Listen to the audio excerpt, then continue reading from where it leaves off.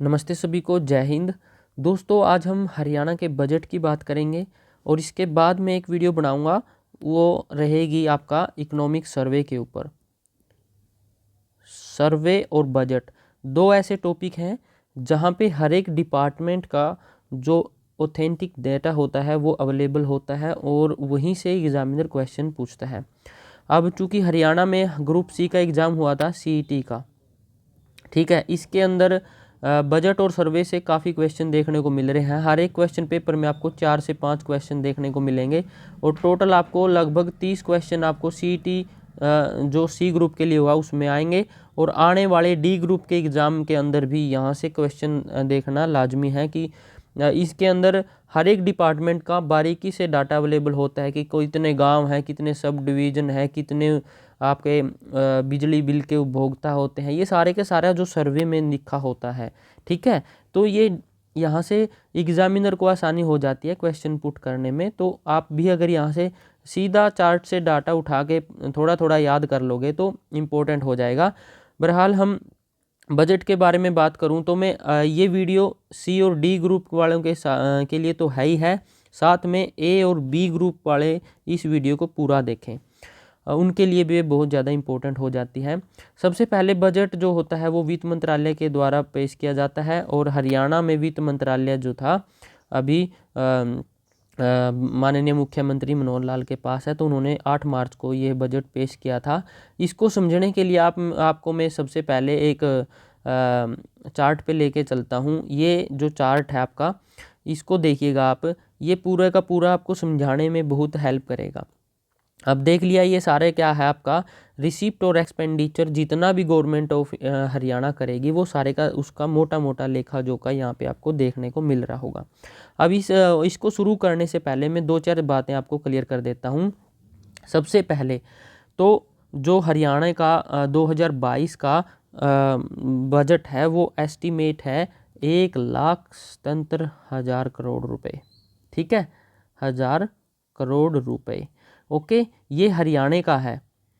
और अगर मैं इंडिया से इसको कंपेयर करूं, इंडिया का 2022-23 का फाइनेंशियल ईयर का जो बजट है वो कितना है, लगभग आप ये मान कर चलो 40,000 करोड़ रुपए का, 40,000 करोड़ रुपए का। तो कहाँ हमारा 2,000 करोड़ रुपए का भी नहीं है, तो 40,000 करोड़ रुपए का ये जो पूरा बजट आपको देखने को, ये मैंने थोड़ा सा कंपेयर इसको वैसे ही कर दिया ताकि आपको थोड़ा सा अंदाज़ा रहे कि इंडिया का बजट कितना ज़्यादा है।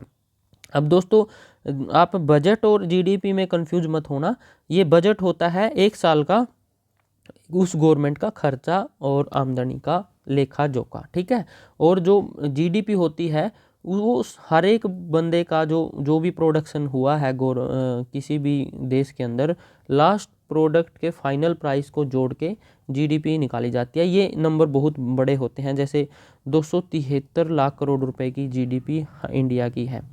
ठीक है, और वहीं अगर मैं बात करूं हरियाणा की स्टेट जीडीपी की, तो ये नंबर आपको कहाँ देखने को मिलेगा, लगभग आप ये मान के चलिए 10 लाख करोड़ रुपए के आसपास, 173 लाख करोड़ रुपए। और ये आपका 273 लाख करोड़ रुपए की जीडीपी क्या है, इंडिया की है, और 10 लाख करोड़ रुपए की आपकी हरियाणा की। ये भी मैंने वैसे कंपेयर कर दिया ताकि आपको थोड़ा सा कंफ्यूज ना हो। अब यहाँ पे देखिएगा आप, बजट होता है फाइनेंशियल ईयर का। फाइनेंशियल ईयर आपको पता है कि 1 अप्रैल से शुरू होती है और 31 मार्च तक ये पूरे का पूरा होता है। तो ये 2022 के 8 मार्च को पेश किया गया है बजट, तो यानी कि पूरे के पूरे साल का होने वाला खर्चा और व्यय के बारे में, आमदनी के बारे में बताया जा रहा है। तो ये अभी चूंकि 2022 के अंदर मार्च में आ लिया है, तो ये क्या होगा, अनुमानित होगा, क्योंकि एक्चुअल क्या होगा जब ये पूरा साल मार्च 2023 तक हो जाएगा तो ये क्या हो जाएगा, वास्तविक हो जाएगा। तो यहाँ पे हम बात करेंगे सिर्फ 2022-23 के एस्टीमेट की। और यहाँ पे मैं आपको बता दूँ कि आपका जो गवर्नमेंट होता है कोई भी, उसके 2 अकाउंट होते हैं, एक रिवेन्यू अकाउंट होता है, एक कैपिटल अकाउंट होता है। सुविधा के लिए मैं आपको बता दूं, रिवेन्यू अकाउंट में क्या होता है, जो भी टैक्स और नॉन टैक्स और जो गवर्नमेंट ऑफ इंडिया किसी भी स्टेट को पैसा देती है जैसे भी जीएसटी के कलेक्शन से, वो पैसा डिवोल्यूशन ऑफ टैक्स बोलते हैं उसको, वो सारा पैसा आपको कहाँ पे जाके आमदनी बनेगा किसी भी स्टेट की, रिवेन्यू अकाउंट के अंदर, रिवेन्यू रिसिप्ट में आ जाएगा वो, ठीक है। और रिवेन्यू रिसिप्ट्स में ये सारे के सारे आमदनी आ जाएंगे आपकी, टैक्सेस और ये सारी बातें।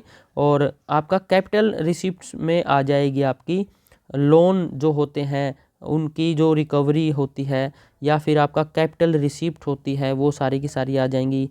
और आप जो गवर्नमेंट है वो बाहर से कितना रुपया बोरो कर रही है, यानी कि कितना ऋण ले रही है, वो सारे का सारा कहाँ पे रिसिप्ट आपको दिखानी है, वो कैपिटल रिसिप्ट्स आप यहाँ पे गवर्नमेंट के अकाउंट के अंदर हो जाएगी। ये सारे रिसिप्ट कुल मिला के कितनी हो गई, यहाँ पे देखोगे नंबर 1,42,203 करोड़ रुपए कुल आमदनी होगी हरियाणा सरकार की। ये मिला के 1 और 2, ये दोनों नंबर आप मिला लीजिए, 106 करोड़ और 35 करोड़, 142 करोड़ रुपए हो गए। अब एक्सपेंडिचर कहाँ कहाँ करेगी गवर्नमेंट, दोनों अकाउंट से एक्सपेंडिचर होगा आपका। टोटल जो आपका एक्सपेंडिचर हुआ है वो रिवेन्यू एक्सपेंडिचर हुआ सबसे पहले, ठीक है, ये 1,16,000 रुपये हो गया। पेमेंट ऑफ इंटरेस्ट, जो गवर्नमेंट अब ये बोरोइंग किया ना, जो पिछली बार किया होगा उससे पिछली बार जो भी डेप्ट होता है गवर्नमेंट के ऊपर, हर एक गवर्नमेंट के ऊपर क्या होता है, ऋण होता है, उसको इंटरेस्ट पेमेंट करना पड़ता है साल दर साल। वो पेमेंट अब की बार सरकार कितना करने वाली है, 20,994 करोड़ रुपए, ठीक है। और कैपिटल एक्सपेंडिचर हो गया और ग्रांट हो गए, जो सारे का सारा कुल मिला के ये सारा नंबर क्या हो जाएगा हमारा, 1,42,000 करोड़ रुपए का हो जाएगा, ठीक है। ये एक्सपेंडिचर हो गया और ये हो गया आपका रिवेन्यू। अब देखिएगा जो एक्सपेंडिचर है वो समझ में आ गया कि हमारा इसको जोड़ दो, इसको जोड़ दो, इसको जोड़ दो, 26,000, इसको जोड़ दो 26, ये सारा 1,42,000 हो गया। अब ये 1,00,000 जब 42,000 हुआ ना, तो ये 1,42,000 इनकम नहीं बन रही थी। देखिएगा अगर मैं इसको हटा दूं, 2.3 जो रिसिप्ट हैं इसको घटा दो, तो इतना जो सारा पैसा है ये सारा पैसा क्या हो जाएगा, गवर्नमेंट की रिसिप्ट्स कम हुई और एक्सपेंडिचर ज़्यादा हो जाएगा। तो मोटे से तौर पे मैं बताऊं तो ये जो पैसा है 29,000 करोड़, लगभग 30,000 करोड़ जो रुपया है, ये गवर्नमेंट ऑफ हरियाणा बोरो करने वाली है इस साल, यानी कि उधार लेने वाली है बाहर से, या वो स्टेट गवर्नमेंट से ले, किसी दूसरी गवर्नमेंट से ले, या सेंट्रल गवर्नमेंट से, या किसी इंटरनेशनल बॉडी से ले, ठीक है। ये हर साल होता है। पिछली बार ये 26,000 करोड़ रुपए लिए थे, उससे पहली बार ये 34,000 करोड़ रुपए आपको देखने को मिल रहे होंगे, 25,000 करोड़ रुपए हम देखने को मिल रहे होंगे। ये सारा कंपैरिजन के लिए दिया गया है तीनों साल का डाटा, ओके। अब देखिएगा यहाँ पे फिस्कल डेफिसिट कितना है हरियाणा गवर्नमेंट का, ये इम्पोर्टेंट हो जाता है किसी भी स्टूडेंट के लिए, क्योंकि यहाँ से सीधा क्वेश्चन पूछा जा सकता है कि हरियाणा का फिस्कल डेफिसिट कितना रहने वाला है 2022-23 में। वो आपका 2.9 रहने वाला है। ये 29,618 ये वही नंबर है, देखिएगा जो आपने बोरो किया है, ये जो नंबर है ये वही नंबर है जो गवर्नमेंट अभी डेफिसिट, यानी कि खर्चे और आमदनी के बीच का जो गैप है वही तो हम बोरो करेंगे, वही तो डेफिसिट है हमारा, तो फिस्कल डेफिसिट इसे बोलते हैं, ओके। ये पूरे का पूरा नंबर देख सकते हो आप, एक भी ऊपर नीचे नहीं है रुपया, ये सारे का सारा हो गया 29,618 करोड़ रुपए। अब आप देखिएगा इसके अंदर लिख रखा है 2.98%। ये क्या है, ये जीडीपी से हम मापते हैं, ठीक है। जो स्टेट की जीडीपी है, जैसे हरियाणा की मैंने अभी बताया जीडीपी कितनी है, लगभग 10,000 करोड़ रुपए, 10,000 करोड़ रुपए, 10,00,000 करोड़ रुपए, ठीक है, 10,00,000 करोड़ रुपए, 10,00,000 नहीं है, ये 10,00,000 करोड़ रुपए है, लगभग 9.94 समथिंग है, आगे आ जाएगी। ये इतने लाख करोड़ रुपए की हमारी संपत्ति है। अब इसका ये जो 29,618 है, ये करोड़ रुपए 2% बनेगा आपका जब आप काउंट करोगे, तो ये इसलिए जीडीपी पे काउंट किया जाता है डेफिसिट, ठीक है।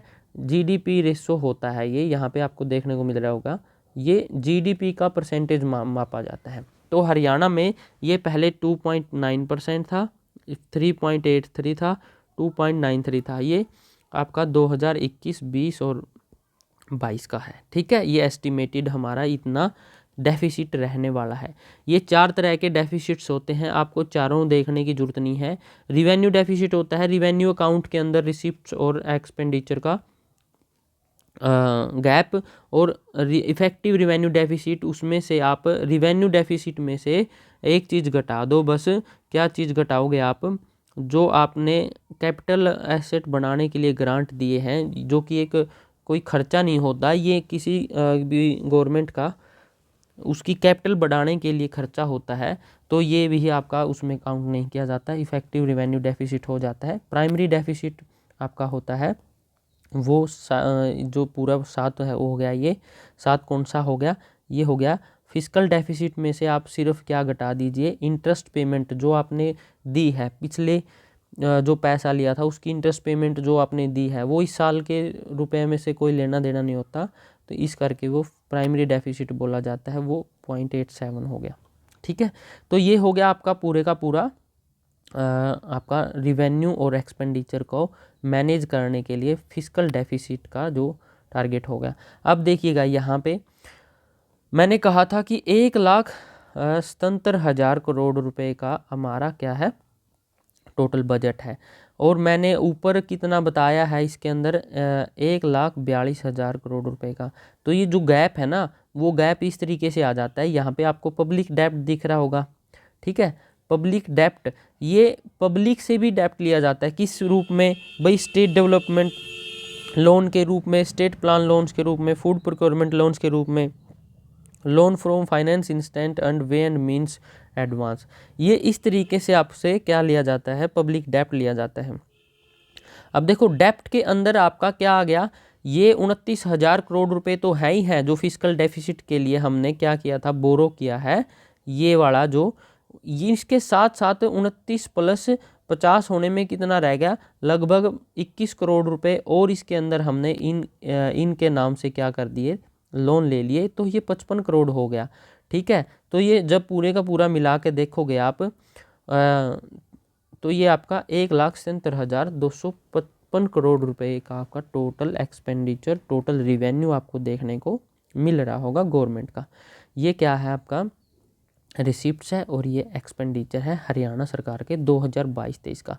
कंसोलिडेटेड फंड आपने सुना होगा ना भाई, फंड होते हैं गवर्नमेंट के, तो ये आपका कंसोलिडेटेड फंड का खर्चा है। ठीक है, जहाँ से गवर्नमेंट क्या करती है? अपने अपने खर्चे करती है। ये मेजर एलोकेशन है भाई, आपने agriculture, corporation, education, teaching, technical education, power, rural और ट्रांसपोर्ट को कितना कितना रुपए आपने यहाँ पे क्या किया है? एक्सपेंड किया है। आप इसको पोज करके देख सकते हो। अब इसको थोड़ा सा और सिंपल वे में बताऊं तो 2022-23 में जो रुपया आने वाला है कंसोलिडेटेड फंड के अंदर, जो पैसा जहां से सरकार खर्च करती है, वहाँ पे जो 1 रुपया मान के चलो आना है, टोटल रुपए को आप मान लो 1 रुपये के साथ, तो उस रुपये का कितना हिस्सा कहाँ से आएगा? ये देखो यहाँ पे आपने सीधा सीधा दिख रहा है, सबसे बड़ा जो हिस्सा आपको दिख रहा है 43% स्टेट ओन टैक्स रिवेन्यू से आने वाला है। यानी कि टैक्स जो अपना इनकम टैक्स होता है, ये सारे टैक्स मिला के यहाँ से आपका 43 पैसे यहाँ पे आपके लगभग 44 पैसे आपके यहाँ से जाएंगे गवर्नमेंट के पास, और बाहर से कितना खर्च करेगी लेके रुपया? वो 32 पैसे होंगे, 1 रुपये के हिसाब से है ये। ठीक है, और डिवोल्यूशन फ्रॉम टैक्स, ये क्या होता है? जो सेंटर के टैक्स होते हैं जीएसटी के अंदर, किसी भी गवर्नमेंट जो सेंटर और स्टेट के बीच में जो टैक्सेस का बंटवारा होता है ना, वो जो पैसा हरियाणा के हिस्से आएगा सेंटर की तरफ से, वो आएगा 12.12%। यानी कि आप 12-13 पैसे यहाँ पे आप लगा सकते हो। कौन सा आएगा यहाँ पे? सेंटर की तरफ से जो जीएसटी में से आएगा छट के, ओके, हरियाणा के हिस्से। और अदर रिसिप्ट्स के रूप में ये आ जाएगा।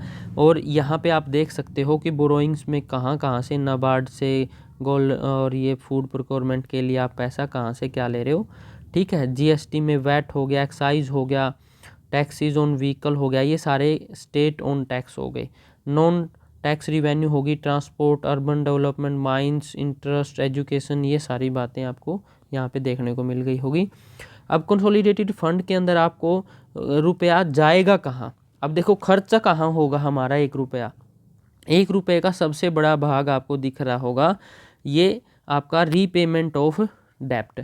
जो हमने पहले लोन ले रखे हैं, जितना कर्जा है हरियाणा सरकार के ऊपर, उसके चुकाने में, उसकी पेमेंट करने में चला जाएगा 31.79, यानी कि 32 पैसे हमारे कहाँ चले गए, टैक्स को चुकाने में। और सोशल सर्विसेज में जो जितने भी टाइप की स्कीम्स होती हैं, इनके अंदर गवर्नमेंट जो स्कीम्स लॉन्च करती है, इनमें भी आपका लगभग 32 पैसे आपके खर्च हो जाएंगे। और जनरल सर्विसेज जो रेगुलर गवर्नमेंट की होती हैं, वहाँ पे आपके 15 पैसे खर्च हो जाएंगे। इकोनॉमिक सर्विसेज हैं जो गवर्नमेंट की, वहाँ पे आपके 22 पैसे खर्च हो जाएंगे। टोटल 100 पैसे आपके इस तरीके से जाने वाले हैं। अब देखिएगा सोशल सर्विसेज कौन सी होती हैं, education, social welfare, health, public, ये सारे इनमें पैसा चला जाएगा कितना, 32 पैसे। 22 पैसे कहाँ चला जाएंगे इकोनॉमिक सर्विसेज में, भाई एग्रीकल्चर, एलाइड एक्टिविटी में, ट्रांसपोर्ट में, रूरल डेवलपमेंट में। जनरल सर्विसेज में एडमिनिस्ट्रेटिव सर्विस होगी, पेंशन हो गया, ये आपके 14 पैसे चले जाएंगे यहाँ पे।